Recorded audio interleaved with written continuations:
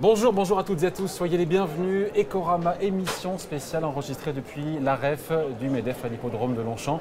Votre invité à présent, c'est Frédéric Oudéa, le directeur général de la Société Générale. Bonjour. Bonjour. Merci d'être là avec nous. Alors, c'est l'objet, ça tombe bien, de votre intervention ici au MEDEF. Ce que cette crise vous a appris, vous serez avec d'autres grands dirigeants. S'il ne fallait retenir qu'une seule chose, une seule leçon, un seul enseignement, vous garderiez quoi? L'importance d'être agile. L'importance d'être agile et de savoir s'adapter. Et je crois que les banques et la Société Générale ont su s'adapter vite pour accompagner les clients. Je prendrai le PGE, nouveau produit. En 10 jours, il a été défini et on a lancé la commercialisation. Avec des couacs au début, mais c'est normal quand on lance aussi vite. Oh, très peu de couacs. Hein. Honnêtement, je trouve vraiment que c'est une vraie réussite. On est à 122 milliards de demandes. C'est nettement plus que la production 500 000 entreprises. Plus 679 000 entreprises concernées. Donc vraiment une super réussite. Donc très forte agilité d'un point de vue commercial. Et puis dans le mode de fonctionnement de l'entreprise. Parce que très vite, on a dû basculer dans des modes nouveaux de fonctionnement. On s'y est mis tous ensemble et ça a marché. Et ça, c'est quand même absolument extraordinaire. En quoi cette crise va changer votre façon d'être banquier? Je ne suis pas sûr que la crise change la façon d'être banquier et les fondamentaux. Au sens, l'accompagnement des clients, par exemple. Et on a une formidable opportunité. On a eu une formidable opportunité au pic de la crise. Et on va l'avoir à nouveau dans un deuxième mi-temps qui va être comment on aide les entreprises à effacer les traces. Les stigmates. Mais par contre, elle accélère des tendances. La digitalisation, le fait que nos clients pendant 2 mois n'aient pas été en agence. Il y a un avant et un après, il y a un pli qui a été pris sur ce canal digital. On est bien placé pour le savoir sur Boursorama. C'est beaucoup dire et c'est peut-être moins le cas en France qu'ailleurs. Nous, on l'observe ailleurs. Ce qui est fascinant dans cette crise, c'est que le même sujet a touché tous les pays dans le monde, à un moment ou à un autre. Mais on observe par exemple plus de migration vers le digital en Russie qu'en France. Les Français ne sont pas ceux qui basculent le plus vite. Néanmoins, je pense qu'il y a quand même un après parce qu'on a acheté en ligne pour se nourrir. On a sûrement consommé des services bancaires en ligne. On a payé sans contact encore plus qu'avant. Bref, ça va rester. Dans cette crise, il y a des provisions qui sont mises de côté par les banques. On a vu 10 milliards d'euros premier semestre pour les 6 plus grosses banques françaises. Pourquoi? Parce que si d'aventure, les clients étaient amenés, en particulier l'entreprise, à ne pas rembourser. Est-ce que ça sera suffisant au cas par cas? Encore une fois, est-ce que chaque banque met cette politique en son sein? Mais est-ce que le coût du risque, notamment la Société Générale, est-ce que c'est 1,3 milliard, je crois, de provisions au deuxième trimestre Oui. On se dit que le pire est derrière ou qu'il y aura encore Est-ce que le coût du risque sera inférieur au second semestre sur cette même tendance? Alors oui, nous on l'a dit clairement. Il faut bien comprendre que le coût du risque du premier semestre, 2 milliards en tout.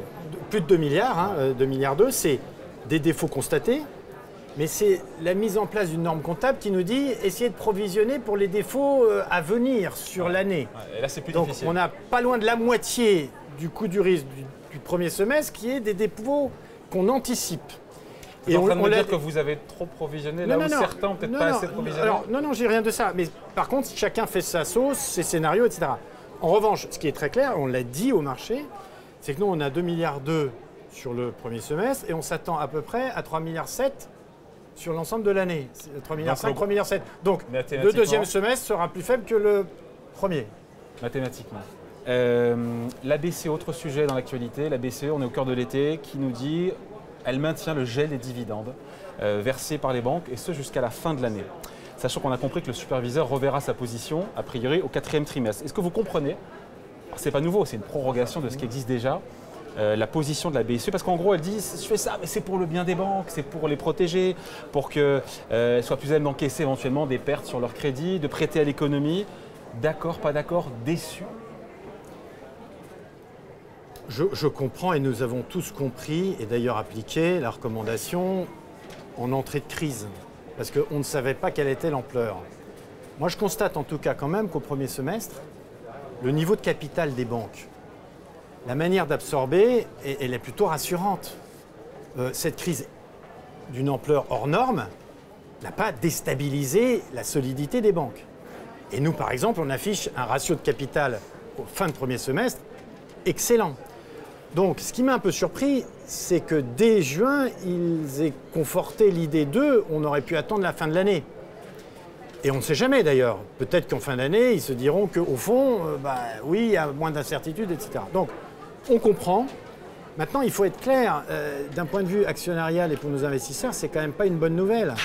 Et surtout que la règle du jeu soit soumise à une forme d'arbitraire. Il faut qu'on arrive à reclarifier les règles du jeu pour... Et faire du cas par cas? Le cas échéant, mais le cas par cas, c'est quoi? On a une règle, parce qu'il y a un niveau minimum de capital en deçà duquel on ne peut pas distribuer de dividendes, qui s'appelle le MDA. Or, on affiche, nous, par exemple, un niveau au-dessus du MDA de 2,5% de plus. C'est une marge considérable. Alors même quand justement on expliquait il y a une minute qu'on a mis de côté énormément de provisions. Donc autant la décision de la BCE se justifie en début de crise, autant aujourd'hui ça mériterait... Moi j'aurais attendu, personnellement j'aurais plutôt attendu la fin de l'année pour trancher définitivement. Je leur suggérerais d'attendre la fin de l'année pour revoir si oui ou non il y a encore suffisamment d'incertitudes et en tout cas très vite clarifier les règles de jeu pour 2021. Ouais, parce qu'on se dit qu'éventuellement elle reverra sa position mais pas avant le... Enfin, oui, pas avant la fin d'année. On sait déjà à quel moment À la fin des fins. Vous êtes investisseur d'une banque, bon, cet argent qui n'est pas distribué, il reste dans la banque, il ne disparaît pas. Le sujet, en revanche, c'est d'assez vite d'expliquer à nos actionnaires dans quelles conditions on pourra recommencer la distribution. Ça, c'est important. Et le problème, si vous voulez, c'est pas seulement l'Europe. Le problème, c'est qu'il y a l'Europe et les États-Unis. Oui. Et quelque part... Ça nuit à la performance boursière des banques européennes. C'est certain. C'est certain. Les investisseurs nous le disent, le fait de ne pas savoir et au fond de se dire qu'il y a plus de risques que ça se reproduise ou que ça dure en Europe par rapport à ce qui ne s'est pas fait aux États-Unis, oui, ça joue. Ouais. Avec des banques, on le voit, qui trinquent en bourse, les banques européennes, qui font en gros deux fois moins que le CAC 40. Ils sont trop sévères, les investisseurs, à l'égard des banques européennes, où finalement c'est quand même logique parce qu'il n'y a plus de dividendes et qu'ils comptaient justement sur ces dividendes. Il y a des investisseurs qui comptaient sur les dividendes qui sont certainement sortis parce qu'ils ne pouvaient pas garder une entreprise qui ne verse pas de dividendes puisque leur vocation est d'avoir un dividende pour rémunérer les investisseurs qui leur confient leur épargne. Donc oui, ça a dû jouer. Deuxièmement, il est probable, et c'est ça le sujet, que puisse s'instaurer à long terme cette espèce de sentiment que par définition, les décisions prises aux États-Unis seront plus business-friendly, market-friendly qu'elles sont en Europe. Et c'est ça qu'il faut éviter.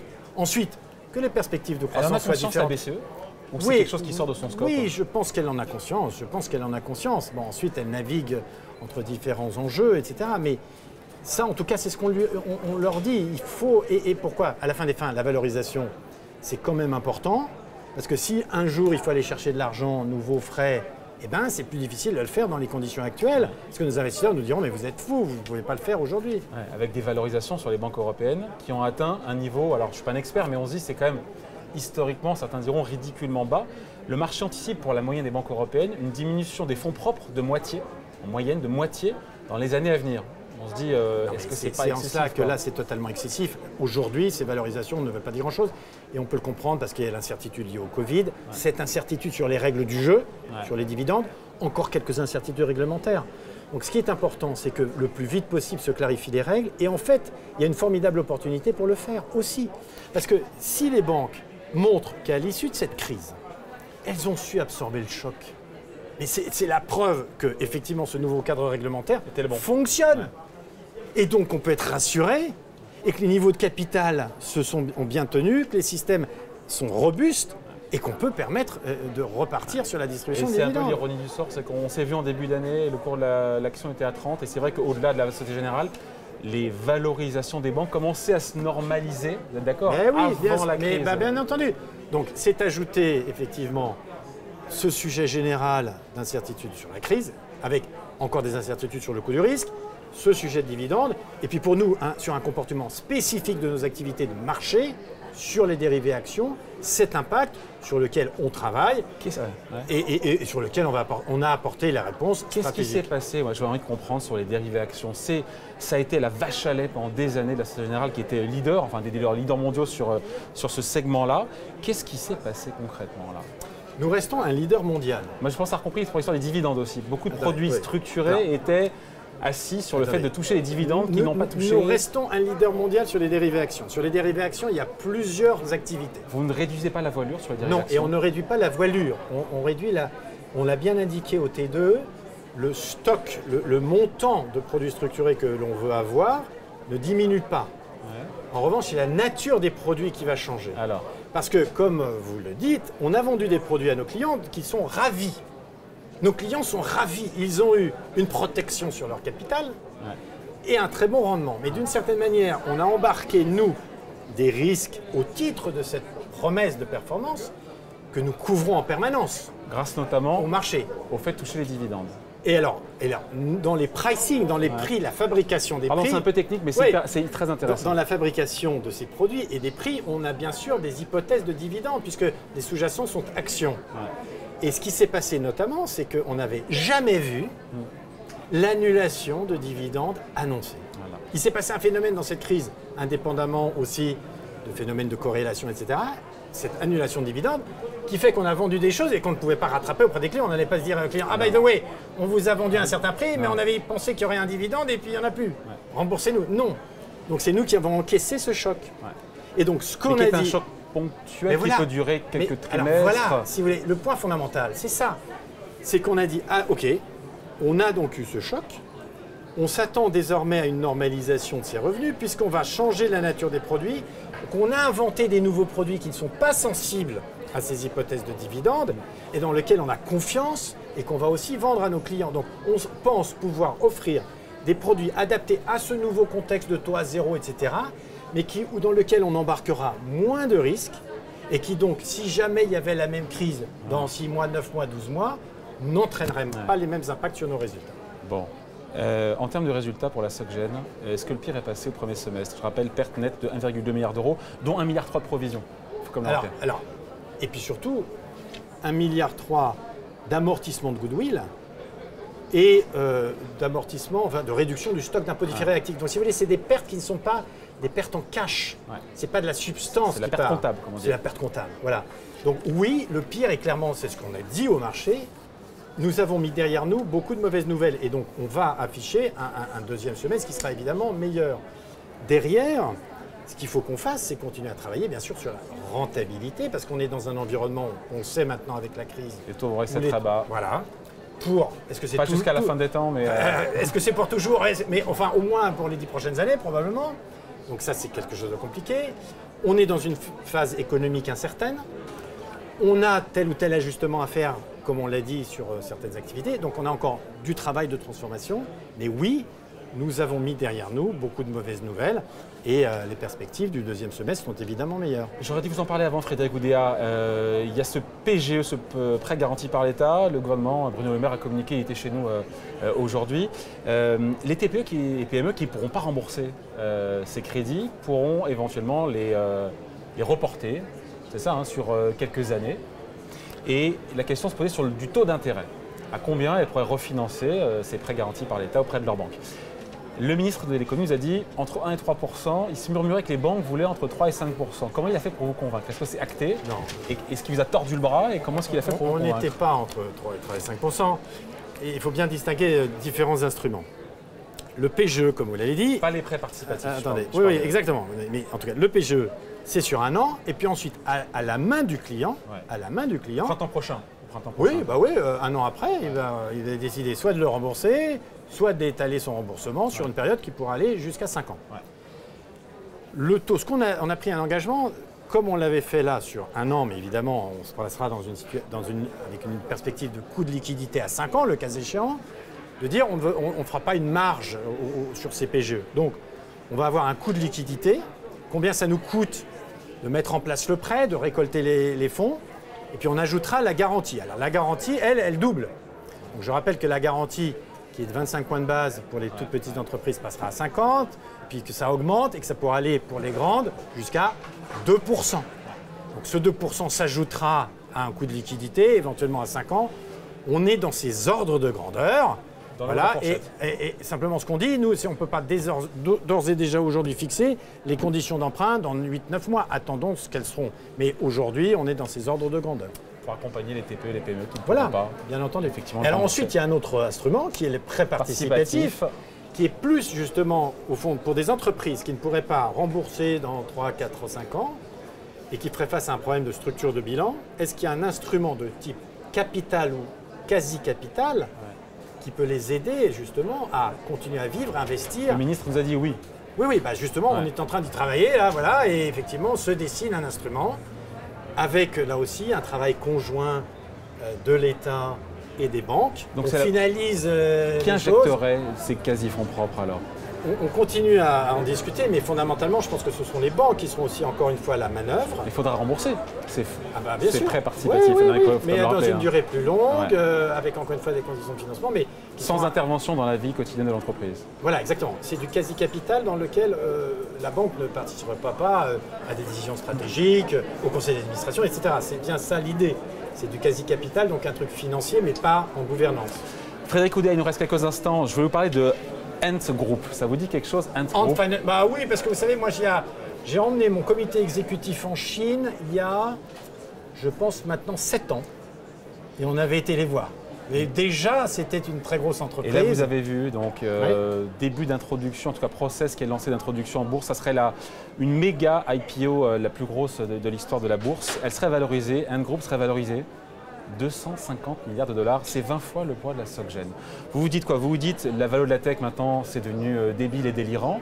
Ou est-ce que vous vous dites ce sont des monstres dans le domaine des placements financiers, des paiements mobiles et les géants de la finance en Europe, aux États-Unis, peuvent trembler? Ça serait l'équivalent de la deuxième banque américaine en termes de poids boursier. Ça vous inspire Vous quoi? savez, déjà à l'époque, il y a 7 ans, le volume des paiements dans le Financial de mémoire, parce que ça remonte à 7 ans, était comparable à celui de Mastercard dans le monde.